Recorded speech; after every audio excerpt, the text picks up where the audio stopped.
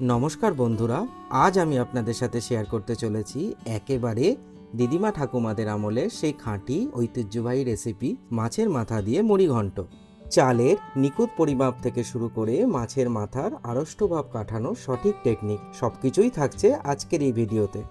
তাহলে আর দেরি কেন, চলুন ঝটপট শুরু করা যাক এই রাজকীয় রেসিপি মাছের মাথা দিয়ে মুড়িঘণ্ট।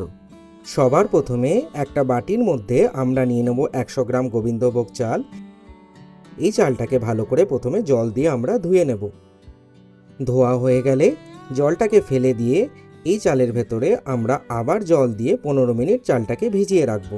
এইবার একটা বাটির মধ্যে নেব 1 চামচ হলুদ গুঁড়ো, 1 চামচ জিরের গুঁড়ো, 1 চামচ ধনের গুঁড়ো, 1 চামচ লাল লঙ্কার গুঁড়ো আর 1 চামচ লবণ, আর দেব পরিমাণ মতো জল। দিয়ে মশলাগুলোকে ভালো করে জলের মধ্যে গুলে নেব। এইখানে আমরা একটা কাতলা মাছের মাথাকে মাঝখান থেকে আধখানা করে কেটে ভালো করে নুন আর হলুদ মাখিয়ে নিয়েছি। এইবার একটা কড়াইয়ের মধ্যে 3 থেকে 4 চামচ সর্ষের তেলকে প্রথমে ভালো করে গরম করে নেব। তারপর ওই তেলের মধ্যে মাছের মাথাগুলোকে এপিট ওপিট করে কড়া করে ভেজে নেব।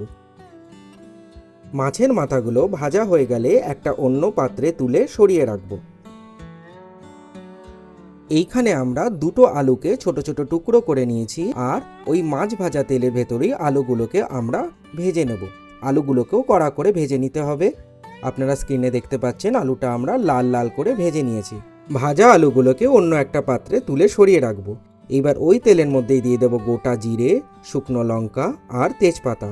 একটু ভেজে নিয়ে ওই তেলের মধ্যেই আমরা দিয়ে দেবো দুটো কুচনো পেঁয়াজ। পেঁয়াজের রঙটা গোল্ডেন ব্রাউন হওয়া পর্যন্ত আমরা পেঁয়াজটাকে ভেজে নেব। তারপর ওই ভাজা পেঁয়াজের মধ্যেই আমরা দিয়ে দেব আদা, রসুন আর কাঁচা লঙ্কা বাটা। যতক্ষণ আদা রসুনের কাঁচা ভাবটা না চলে যাচ্ছে ততক্ষণ পর্যন্ত আমরা এটাকে কষাবো। তারপর দিয়ে দেব দুটো কাঁটা টমেটো। টমেটোটাকেও আমরা যতক্ষণ না টমেটোটা নরম হয়ে আসছে ততক্ষণ পর্যন্ত কষিয়ে নেব। টমেটোটা নরম হয়ে আসলে ওর মধ্যে যে মশলাটা আমরা আগে গুলে রেখেছিলাম সেটা দিয়ে মশলাটাকে আমরা ঢেকে কষাবো যতক্ষণ না মশলাটা তেল ছেড়ে দিচ্ছে। এইবার মশলাটা যখন তেল ছেড়ে দেবে তখন যে চালটা আমরা ভিজিয়ে রেখেছিলাম সেই চালটা মশলার মধ্যে দিয়ে ভালো করে চালের সাথে মশলাটাকে মিশিয়ে দেব। চাল আর মশলাটাকে মিশিয়ে 2 মিনিট ফ্রাই করে নেওয়ার পর আমরা ভাজা আলুগুলোকে এর মধ্যে দিয়ে আবার ভালো করে মিশিয়ে নেব। এইবার যে মাছের মাথা দুটোকে আমরা ভেজেছিলাম সেই মাছের মাথা দুটোকে হাত দিয়ে ভালো করে ভেঙে এই মশলার মধ্যে আমরা দিয়ে দেব। মাছের মাথাটাকে চালের সাথে আমরা ভালো করে মিশিয়ে নেব। এইবার আমরা এর মধ্যে দেব জল। জলের পরিমাণটা চালের 1.5 গুণ হবে, মানে 100 গ্রাম চালের জন্য 150 মিলিলিটার জল। সবটাকে ভালো করে জলের সাথে প্রথমে আমরা মিশিয়ে নেব।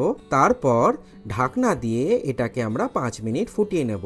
ঢাকনা তুলে দেখতে হবে চালগুলো নরম হয়েছে নাকি। যদি চালগুলো নরম হয়ে যায় তাহলে এর মধ্যে আমরা দেব স্বাদ অনুযায়ী চিনি, কুচনো কাঁচা লঙ্কা, গরম মশলা আর 1 চামচ ঘি। সবটাকে ভালো করে মিশিয়ে নিয়ে আবার আমরা 2 থেকে 3 মিনিট এটাকে ফুটিয়ে নেব।